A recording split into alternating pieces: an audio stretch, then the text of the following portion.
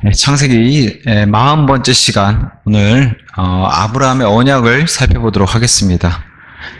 네, 그래서 창세기 15장 1절, 특히나 6절까지는 아브라함이 하나님의 의를 얻는 성경, 하나님의 구원의 그 기초석을 놓는 중요한 장을 이제 몇 시간에 걸쳐서 우리가 살펴보았습니다. 그래서 성경 전체적으로 봤을 때 하나님을 믿어 의에 이른다고 하는 그 성경적 진리를 우리에게 알려주었습니다. 그 뒤에 이제 아브라함이 이제 하나님께서 이제 아브라함에게 보상을 논하는 장면이 이제 7절부터 시작하는 겁니다. 그래서 5절과 6절 특별히 구원에 관련돼 있어서는 하나님께서 씨에 관련돼 있는 말씀을 주셨을 때 구원의 기적을 베푸시는 그런 장면을 보여줬는데 사실 우리 하나님께서 이 모든 것들을 디자인하시는 디자이너라고 성경은 알려주고 있습니다. 또 메이커기도 하고요. 만드시는 분. 근데 억지스럽지 않아요. 전혀 억지스럽지 않고 이 상황 전체를 하나님이 주관하시는 것도 보여주신, 그래서 이분은 전능자시다, 우리가 그렇게 하나님을 말을 합니다. 그래서 특별히 갈라디아서 3장 16절에 성경이 이렇게 얘기하고 있습니다. 이제 그 약속들은 아브라함과 그의 씨에게 하신 것이라 그분께서 많은 이들에 대하여 그리고 씨들에게라 말씀하지 아니하시고 오히려 한 명에 대하여 그리고 너희의 씨에게라 말씀하시니 이 씨는 그리스도시라. 그래서 씨와 같이 이렇게 장차 이제 예수님께서 성육신에서 이 씨로 오실 그 아브라함의 후손. 근데 아브라함을 창조하신 하나님. 사실 이 질문에 대해서는 종교 지도자들도 공생애 때 예수님께 대답을 못한 신비죠. 그래서 성육신은 신비입니다. 창조주 하나님께서 사람의 자신의 창조물의 후손으로 오신다는 것 자체가, 그래서 그 그리스도를 통해서 하늘의 별들처럼 많은 교회가 되게 만드시겠다는 사실은 하나님의 예언의 말씀, 그리고 이걸 성취하시는 분이시죠. 그래서 이렇게 디자인을 하셔도 이것에 사람들이나 이 창조물들을 로봇처럼 억지로 끼워 맞추지 않으신다는 거예요. 각각의 다 사람, 특히나 아브라함의 이런 성품까지도 다 사용하셔서 하나님이 움직이신다는 거예요. 특별히 이 씨에 관련된 말씀을 주셨을 때 구원을 베풀어 주신, 이게 우연처럼 보이지만 하나님 편에서는 이렇게 디자인하시는 그런 전능자시다. 이렇게. 그리고 씨에 관련되어 있는, 중요하니까요. 성육신 오시는. 그래서 특히나 이제 아브라함에게 성경 기록이 미리 이 복음을 전달했다. 성경 우리에게 이렇게 알려주고 있습니다. 그래서 굉장히 중요한 의미로 우리에게 다가옵니다. 특별히 이 씨와 관련돼 있어서 베드로전서 1장 23절에서도 씨와 관련돼서 이렇게 얘기를 합니다. 1장 23절에서도 너희가 다시 태어난 것은 썩을 수 있는 씨에서 난 것이 아니요 썩을 수 없는 씨에서 난 것이니 살아있고 영원토록 거하는 하나님의 말씀에 의한 것이라. 이 씨에 대한 약속. 성경 전체에서 누가 보여야 하냐? 예수님이 보이셔야 하는 겁니다. 지금 그래서 하나님께서도 아브라함은 전혀 예상을 못하겠지만 아브라함을 통해서 사실은 예수님에 대해서 성경은 계속해서 얘기를 하고 있는 겁니다. 자, 7절에 그리고 그분께서 그에게 말씀하시기를 나는 이 지역을 너에게 주어 그것을 상속하게 하려고 칼데아 사람들의 우르에서 너를 데리고 나온 주니라 하셨느니라. 자, 하나님께서는 뭘 뺏는 분이 아니에요. 우리가 사실은 구약에 있는 하나님이 사실 두려운 분이시고 무서운 분으로 여겨서 자꾸 저주를 보이시고 혼내시고 무엇을 뺏는 분으로 생각하시는데, 우리 하나님은 기본적으로 뺏는 분이 아니라 주고자 하신 분이세요. 특히나 여기서는 아브라함에게 보상을 해주시기, 아니 누가 보면 아브라함이 달란 것처럼 얘기하는 것 같은데 그렇지 않죠. 아브라함보다도 훨씬 더 하나님이 더 많은 걸 주시려고 보여주시고, 그리고 우리 하나님은 특별히 구원을 주시려고 하고, 우리 하나님은 진리의 지식을 알고자, 모든 사람이 구원에 이르고 모든 사람이 진리 지식에 이르는 것을 좋아하시는 분이 하나님이세요. 그래서 보상해 주기 위해서 여기서 이제는 주제를 의 이상의 이미 은은 하나님께서 주어졌고, 그래서 의 이상의 이제 보상을 해주시는 분이심을 계속해서 얘기하는데, 그러기 위해서 칼데아 사람들이 우리에서 데리고 나왔다니까 하나님 얼마나 멀리 내다보신 거예요. 끌고 나오셔. 네, 그래서 아브라함의 믿음과 순종을 미리 보셨기 때문에 아브라함을 쭉 인도하신 거예요. 믿음과 순종을 미리 보시고 미리 아셨다. 이렇게 해서 예정하시는 것이지 무작정적으로 아브라함이 거부할 수 없게 아브라함을 강제로 끌고 나오신 게 아니라 미리 내다보시고 아브라함이 하나님을 믿고 순종하는 것을 보시고서 그거에 따라서 지금 아브라함에게 예정하시고 준비해 주시는 것을 보여주고 있는 겁니다. 자, 그래서 이 아브라함에게 전달해 주시고 싶은 이 구원, 보상, 우리 하나님은 정해진 사람에게만 하시는 게 아니라 누구든지 믿으면은 영생을 주시고 싶어 하시는 분이시고, 아무도 멸망받기를 원치 아니하시는 분. 꼭 기억하셔야 돼요. 누구든지, 아무도. 그러니까 이것은 칼빈주의자들이 얘기하는 것처럼 정해진 사람을 위해서, 그 사람들 위해서만 십자가에 돌아가시고 그 사람들 위해서만 사랑을 베푸시고 속죄하시고 이런 게 아니라는 거죠. 누구든지 활짝 열어놓으셨다는 겁니다. 거기에서 아브라함이 하나님이 찾은 가장 믿음이 큰 사람을 아브라함으로 찾고 그 아브라함을 믿음의 조상으로 삼으신 겁니다. 자, 한번 보세요. 1절에 이 일들이 있은 후에 주의 말씀이, 주가 진한 색으로 LORD가 다 진한 색인 여호와 하나님께서 말씀하시는데, 2절도 마찬가지죠. 근데 1절에 여호와가 말씀하시는데 2절에 아브라함이 고백하는 거 보세요. 아도나이로 고백해요. 성경은 참 묘하게 정확하게 참 킹제임스 성경이 세심하게 돼 있어요. 여호와 하나님께서 분명히 말씀하시는데 아브라함은 마치 하나님의 아들에게 고백하는 것처럼 이렇게 성경은 기록이 돼 있어요. 물론 그 히브리인들은 이렇게 설명해요. 여호와를 발음할 수가 없으니까 아도나이로 발음하는 거 아니냐. 근데 성경은 그렇게 얘기하는 게 아니라 아예 아브라함이 하시는 분이 LORD 대문자 여호와랑 다른 분이라는 것을 여기서 성경이 세심하게 더 보여준단 말이에요. 이게 킹제임스 성경의 우수성입니다.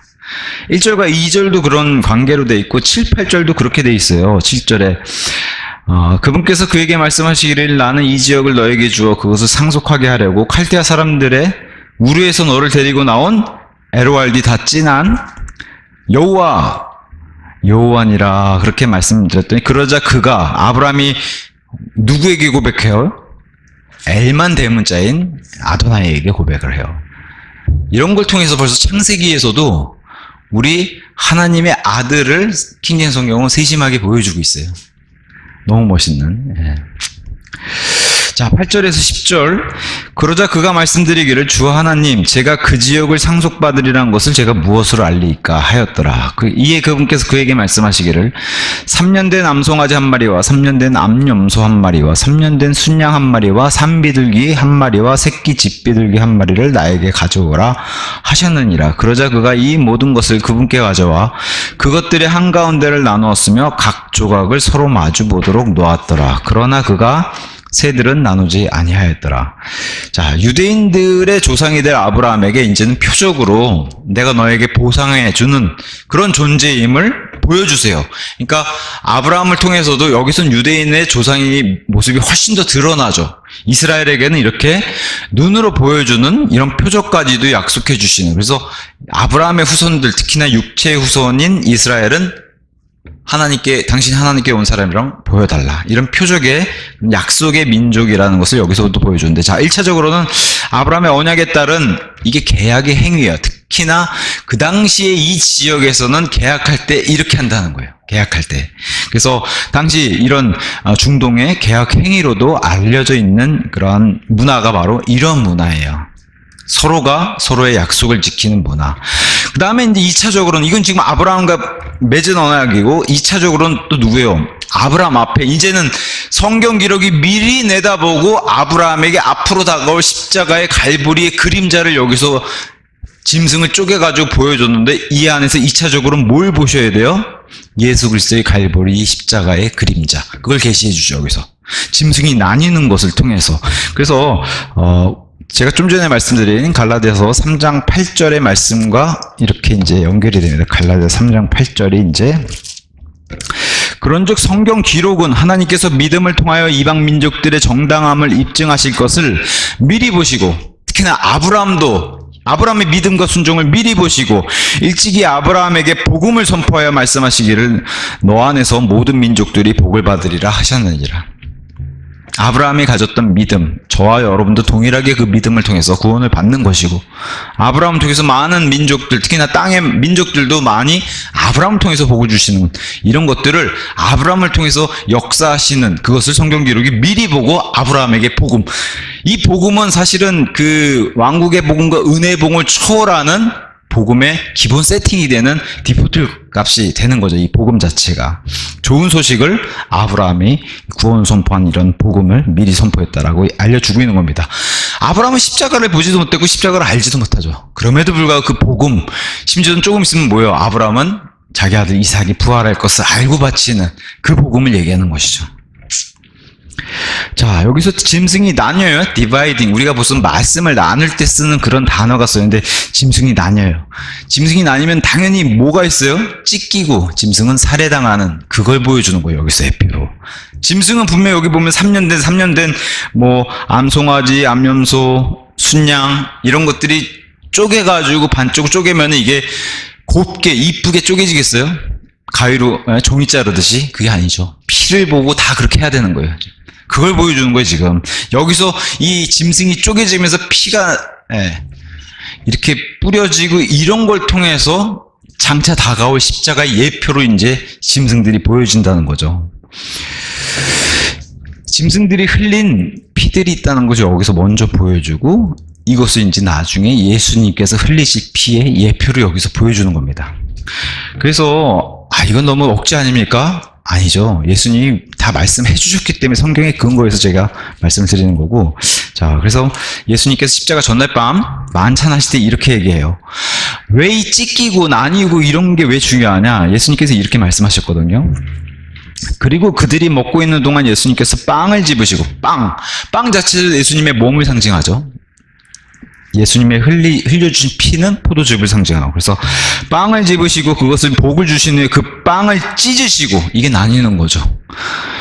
제자들에게 그것을 주시면 말씀하시기를 이건 분명히 빵을 주시면서 받아서 먹어라. 이것은 나의 몸이라.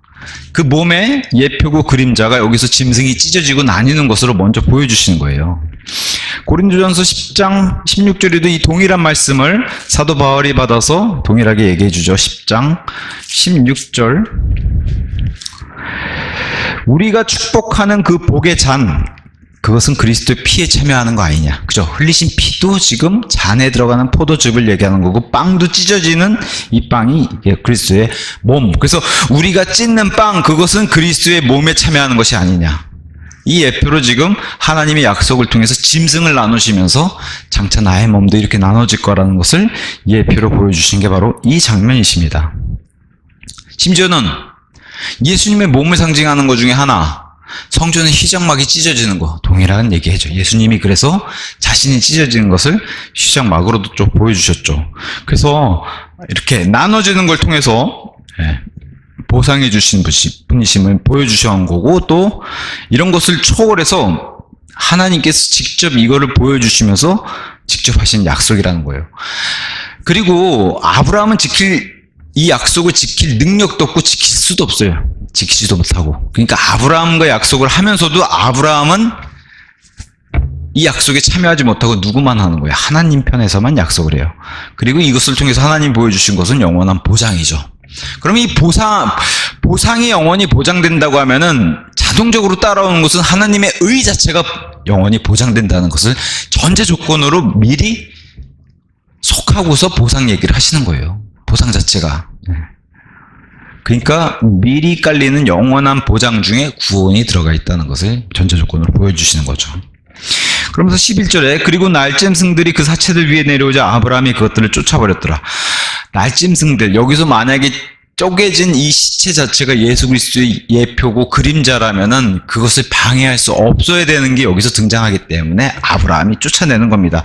또 하나는 이 사체, 특히나 짐승의 사체, 이것을 탐하는 것은 날짐승에게 너무 당연한 거죠. 그러니까 나중에 이 세상 끝에, 대환란 끝에 많은 사체들과 시체들이 쌓였을 때 그것을 먹으려고 이 사륙의 파티에 참여하는 날짐승들이 하나님이 불러서 먹게 하잖아요. 그러니까 이 독수리라든가 이런 날짐승들은 와서 먹는 게 당연한데 여기서 뭘 상징하기 때문에 아브라함이 쫓아내요. 예수님의 다가올 갈보리 십자가의 그 예표이기 때문에 아브라함이 그걸 쫓아내고, 또 하나님과의 언약을 맺는 중요한 의식이기 때문에 또 쫓아내고, 또 성경이 날짐승에 대해서는 뭐라고 얘기해요? 마귀들의 예표라고 얘기하기 때문에 또 쫓아내는 겁니다. 마귀들의 예표. 특히나 예수님의 십자가 위에서 영적 전쟁으로 사람의 눈 이상의, 우리가 보이는 그런 현상 이상의 예수님은 영적인 존재들하고도 엄청난 전쟁을 벌이셨어요. 십자가에서. 그 엄청난 전쟁을 벌일 때 예수님을 향해서 이 영적 존재들이 뭐라고 얘기해요? 십자가에서 내려와라, 내려와라. 내려오면 실패거든요. 근데 우리 예수님은 승리했다고 얘기했어요. 십자가 위에서. 그래서 이런 날짐승들 쫓아내는 의미가 우리가 생각하는 것 이상의 의미들이 포함되어 있다는 거죠. 왜 그래요? 십자가 위에서 단순히 율법을 마무리하시고 승리하시고 사망을 이기시고 이런 거 너머에도 또 뭐가 있어요? 영적 존재들을 승리하신 게 있기 때문에. 그것을 골로새서가 잘 얘기해 주죠. 우리 눈엔 보이진 않지만 분명히 골로새서 2장 14절, 우리를 대적하였고 우리를 반대하였던 손으로 쓴 법령들을 지워 없애셨으니 그 길에서 그것을 제거하셔 그분의 십자가에 그것을 못 박으셨느니라. 이게 이제 대표적인 율법이 되겠고, 자, 그리고 정사들과 권능들, 이게 이제 눈에 보이지 않는 영적 존재들이죠. 상하게 하셨으니, 승리하시고 그 전리품, 승리한 사람은 그 전리품을 취해서 가지시잖아요. 그 얘기를 하시는 거예요. 그분께서 십자가 안에서 그들로부터 승리를 거두시어 그들을 공공연한 구경거리로 만드셨느니라.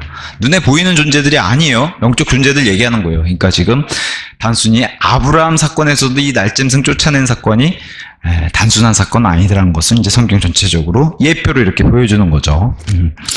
그러면서 성경 전체의 주인공은 예수님이니까, 그래서 창세기 15장에서도 예수님을 찾으면은 이 모습이 보인다는 거예요.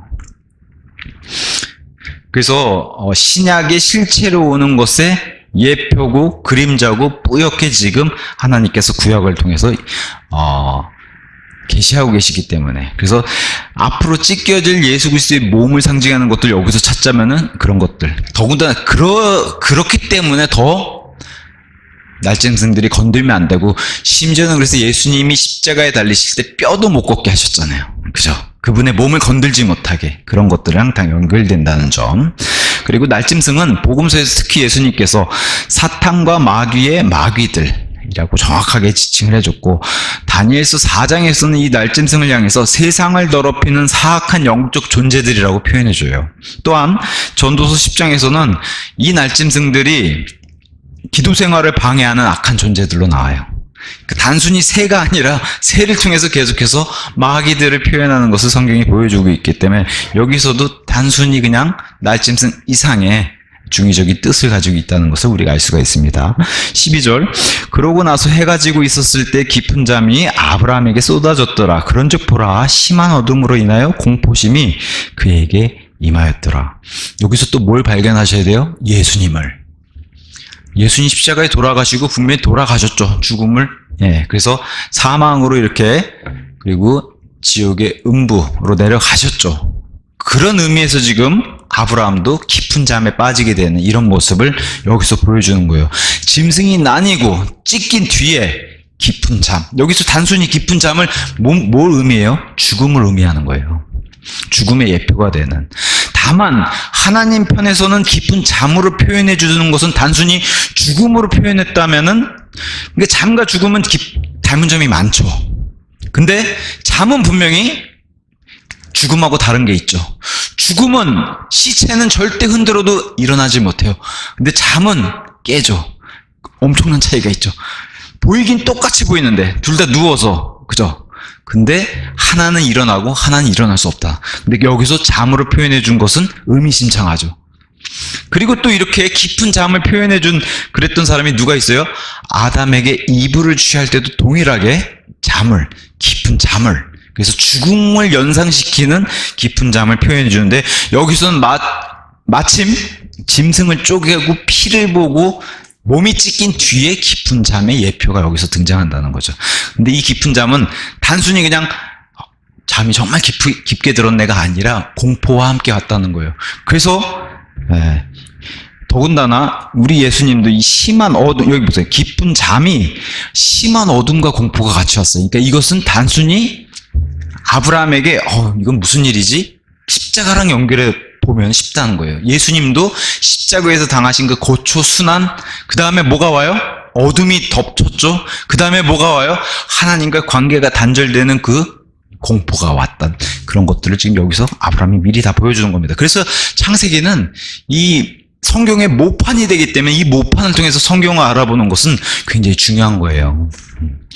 여기서 심한 어둠, 당연히 심판의 상징이죠. 그래서 이 심판의 상징인 어둠이 어디서 먼저 제일 등장했냐? 창세기 1장 2절. 그래서 1장 2절이 굉장히 중요하다는 것을 성경이 계속 얘기해줘요.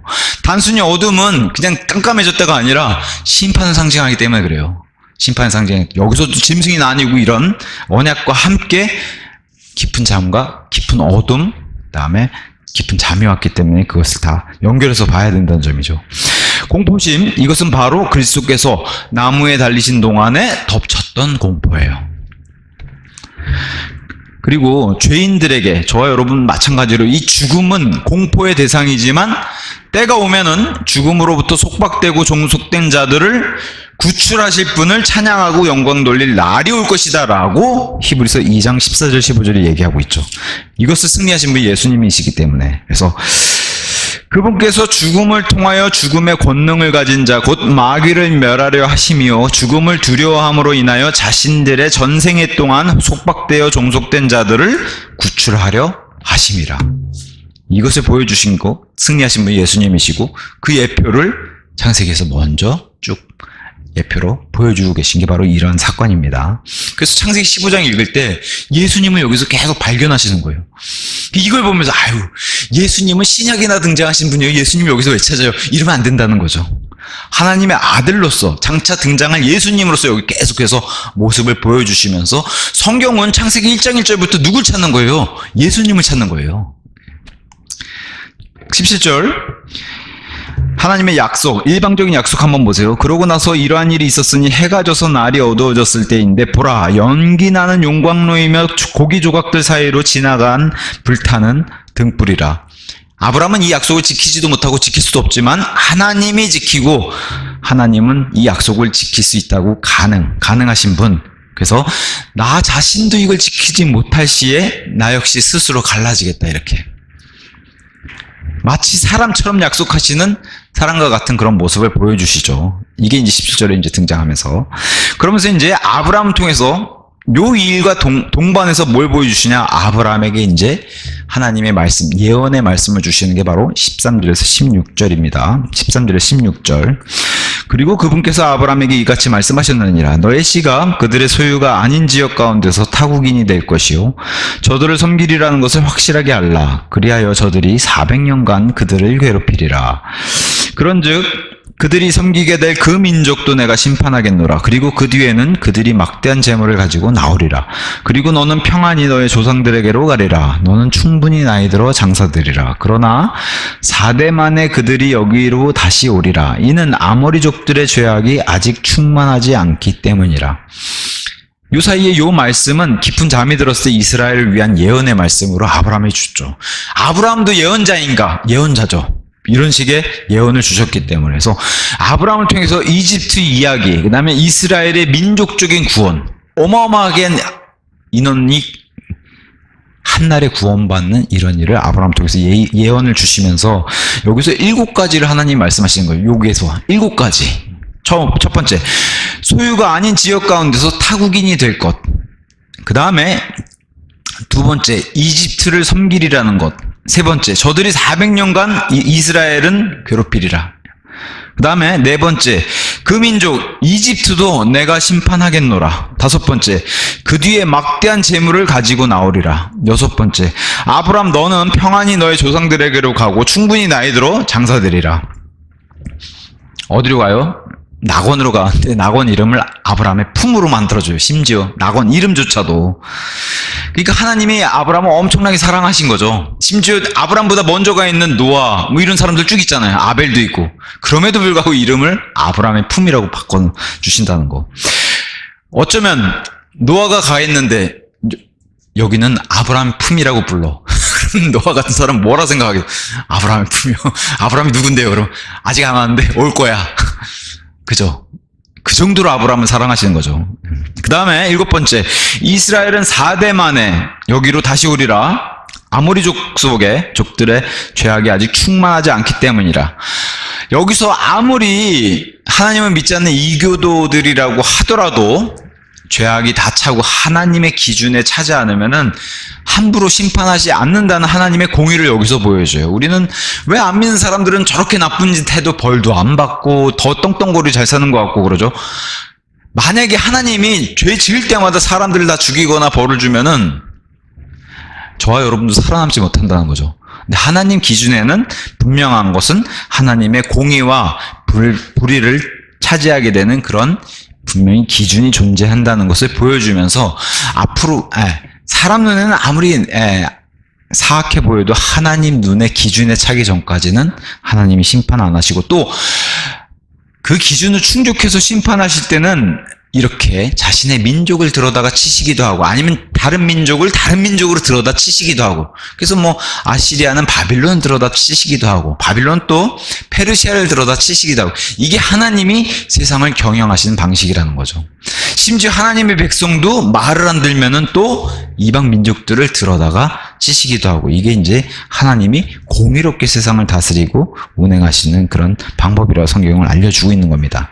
그래서 이 가나안 족속이 하나님 보시기에 아주 사악한 그런 민족적인 이교도의 행위들을 할 때 이것을 이제 나의 백성 이스라엘을 들어서 이스라엘이 하나님의 도구가 돼서 심판하신다. 이게 이제 여기 아브라함을 통해서 예언하시고 이렇게 하실까요? 못하실까요? 하실 분이세요. 이렇게 디자인하시고도 이걸 전혀 억지스럽게 하지 않고 이렇게 말하는 이스라엘을 통해서도 이걸 다 하신다는 거예요. 자, 그러면서 이제 다시 17절을 살펴보면은, 그러고 나서 이러한 일이 있었으니 해가 져서 날이 어두워졌을 때인데, 보라, 연기 나는 용광로이며 고기 조각들 사이로 지나가는 불타는 등불이라. 용광로와 등불이 등장했습니다. 그래서 연기 나는 용광로. 분명한 것은 창세기에서는 이게 별다른 의미가 없는 것처럼 보이지만 성경 전체에서 이걸 살펴보면은 용광로 자체가 이스라엘 민족의 고난, 순환, 대환란을 상징해요. 용광로 자체가. 대표적으로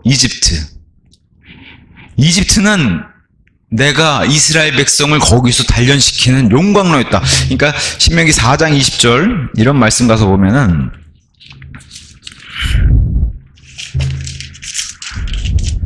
이렇게 되어 있습니다. 4장 20절.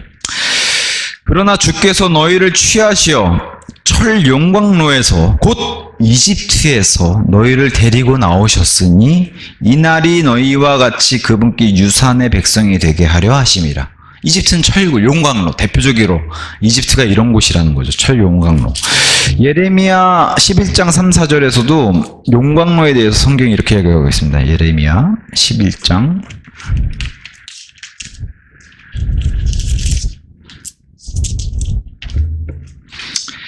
자, 3절. 그런즉 너는 그들에게 이같이 말하라. 이스라엘의 주 하나님이 이같이 말하노라. 이 언약의 말들에 순종하지 아니한 자는 저주를 받으리라. 이 언약은 내가 너희 조상들을 이집트 지역에서 곧 철 용광로에서 데리고 나온 날에 내가 그들에게 명령하여 말하기를 나의 음성에 순종하고 내가 너희에게 명령한 모든 것에 따라 그것들을 실행하라. 그렇게 하여 너희는 나의 백성이 될 것이요 나는 너희의 하나님이 되겠노라 한 것이라. 이집트는 계속해서 철 용광로. 그래서 이 용광로, 말 그대로 용광로 안에 들어가면 모든 게 녹아가지고 하나님이 원하는 모양대로 나오게 되는 그 불순물을 없애는 게 바로 용광로잖아요. 그것을 계속해서 이스라엘을 이집트에 집어넣었다가 용광로에서 빼내는 이런 작업을 하시는 게 바로 용광로가 상징하는 거예요. 그래서 용광로, 그래서 훗날 가나안 땅에 정착한 뒤에 다시 반역을 일으키는 이스라엘을 또 용광로에 넣으세요. 그게 이사야서 31장. 지금 이집트 용광로에서 빼내는데 또 이스라엘이 말을 안 들으니까 이사야서 31장 8절 9절 그때 그 아시리아인이 칼에 쓰러지리니 막강한 남자의 칼에 의한 것이 아니요 미천한 남자의 것도 아닌 칼이 그를 집어 삼키리라. 그러나 그가 그 칼로부터 도망할 것이요 그의 청년들은 패주하게 되리라. 그리고 그가 두려움으로 인하여 자신의 강한 요새로 넘어올 것이요 그의 통치자들이 그 기치를 무서워하리라. 그의 불이 시온 안에 있으며 그의 용광로가 예루살렘 안에 있는 주가 말하노라. 그의 용광로가 예루살렘 안에 있는 주가 말하노라. 용광로에 대해서 성경이 계속해서 하나님의 뭐랄까요, 자신의 백성을 향한 징계 이런 것들로 상징적으로 계속해서 보여줍니다. 용광로로. 네. 이스라엘을 다시 용광로로 집어넣겠다. 참, 용광로를 들어갈 이 용광로의 끝이 어디예요? 대환란입니다. 대환란. 실제로 성경 말씀의 이 대환란, 그래서 에스겔서 22장 17절에서 22절 이스라엘의 마지막 용광로에 대해서 성경이 이렇게 얘기해요. 22장 17절에서 22절 그리고 주의 말씀이 나에게 임하였으니 이같이 말씀하셨느니라. 사람의 아들아, 이스라엘 집이 나에게 찌꺼기가 되었도다. 그들은 모두 용광로 한복판에 있는 놋과 주석과 철과 납이라. 그들은 바로 은찌꺼기니라. 그러므로 주 하나님이 이같이 말하노라. 이는 너희가 더 찌꺼기가 되었기 때문이라. 보라, 그러므로 내가 너희를 예루살렘 한복판으로 모으겠노라.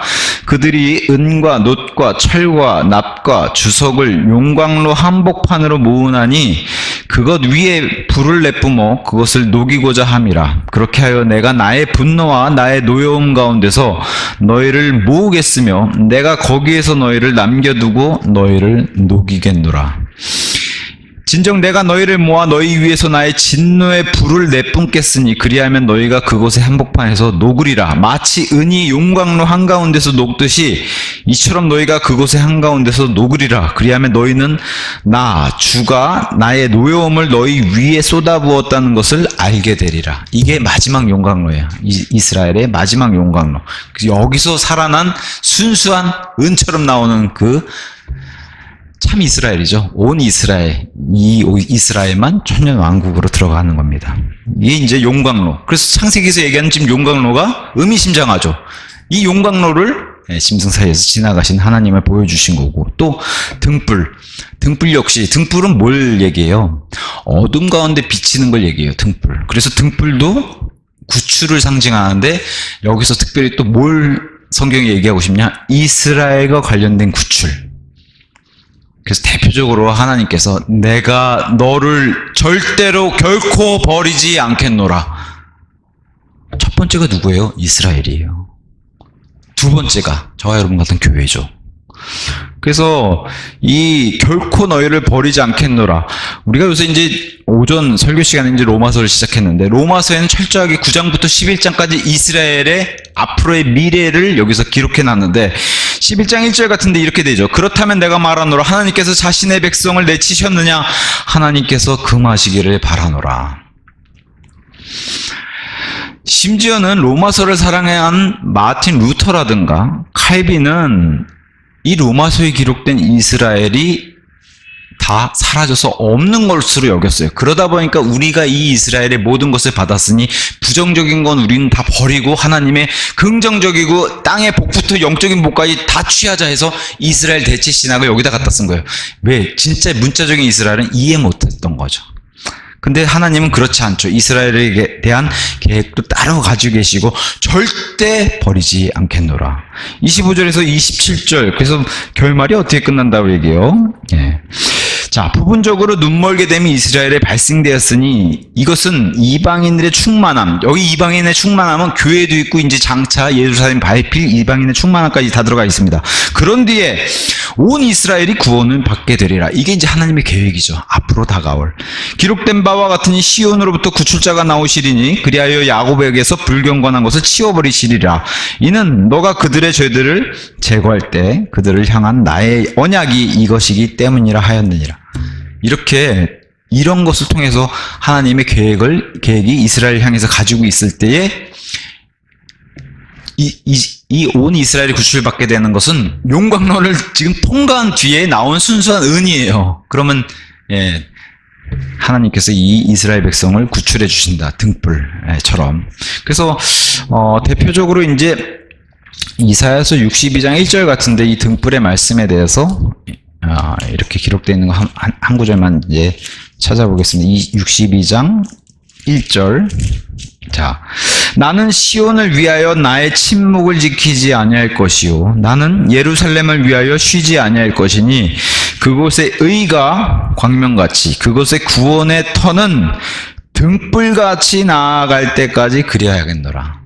하나님은 반드시 이스라엘을 용광로를 지나서, 이 용광로를 지난다는 게 사실은 하나님의 백성이 배반하고 말을 안 듣기 때문에 이 용광로를 지난 것이지, 결국에는 이 용광로의 목적은 뭐예요? 이스라엘을 구원시키기 위해서. 등불은 목적이 뭐예요? 이스라엘을 구출시키기 위해서. 거기 있다는 겁니다. 저와 여러분의 이 이스라엘을 상관하시고 이스라엘을 구원해 주신 하나님을 봤을 때 저와 여러분도 동일하게 이렇게 해주시기 때문에 우리 하나님을 찬양을 드리고 감사를 돌리고 영광을 돌릴 수밖에 없는 거죠. 이게 이제 특히나 아브라함과 관련되어 있는 하나님께서 보여주신 용광로와 등불에 대해서 먼저 그럼 1차적으로 이걸 누구에게 적용할 것인가? 이스라엘에게 먼저 적용해야죠. 그리고 나서 이제 저와 여러분인 아브라함과의 약속을 통해서 교회랑과의 약속도 이렇게 지키시겠구나. 그걸 살펴보는 게 이제 중요하죠. 자, 18절에서 21절. 같은 날에 주께서 아브라함과 언약을 맺으시며 이같이 말씀하셨느니라. 내가 너의 씨에게 이 지역을 이집트 강에서부터 거대한 강인 유프라테스 강까지 주었으니, 지금 우리가 살고 있는 저 팔레스타인 땅의 이스라엘 영역은 이렇지 않죠. 나중에 천년왕국 때의 영역입니다. 훨씬 더 확장되죠. 곧 켄족들과 크니스족들과 캄몬족들과 히타이트족들과 프리즈족들과 르파족속들과 아모리 족속과 가나안족들과 기르가시족들과 여부스족들의 지역이라. 자, 이 지역들을 다 약속해 주시면서 지금까지 내가 주겠노라 미래형으로 약속하신 것을 여기선 주었다. 완료로 끝났어요. 주지도 않았는데 주었다. 그래서 여기서는 지금까지 약속과는 뭔가 다른 확실한 완료의 약속으로 말씀하시면서 이 약속에 대해서 존 펠리스는 이렇게 다음과 같이 비유를 들었어요.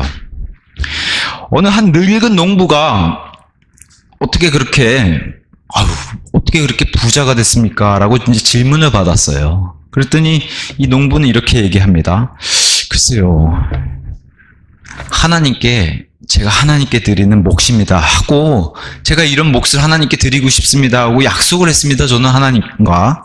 그래서 나는 하나님의 제가 약속한 그 하나님의 통 안에다가 사부를 이렇게 퍼드렸어요. 근데 마찬가지로 하나님께서도 제가 퍼드린 것처럼 하나님도 제 통에 하나님의 삽으로 퍼주시던걸요. 근데 제가 깨달았고 발견한 게 있습니다. 그것은 하나님의 삽은 엄청나게 크다는 거. 그걸 제가 발견했을 뿐입니다. 그래서 제가 부자가 된 것입니다.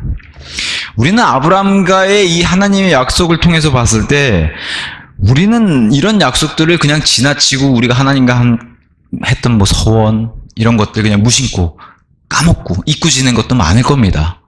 하나님은 잊지 않으신다는 거예요. 이게 사실은 우리가 두려워해야 하는 점이죠. 하나님은 한번 약속하시면은 영원 무궁토록, 아브라함과 약속하신 이 땅도 영원 무궁토록 주시는 거예요. 심지어는 지금 우리가 살고 있는 이 지구가 사라지고 새로운 지구가 와도 이 약속의 땅은 존재해야 되는 거예요. 왜? 하나님이 약속하셨기 때문에. 그러면은 이 아브라함과의 약속하신 하나님의 속성을 봤을 때 저와 여러분도 하나님과의 약속을 보면은 하나님이 우리를 향해서 하신 약속은 영원 무궁토록 지키신다.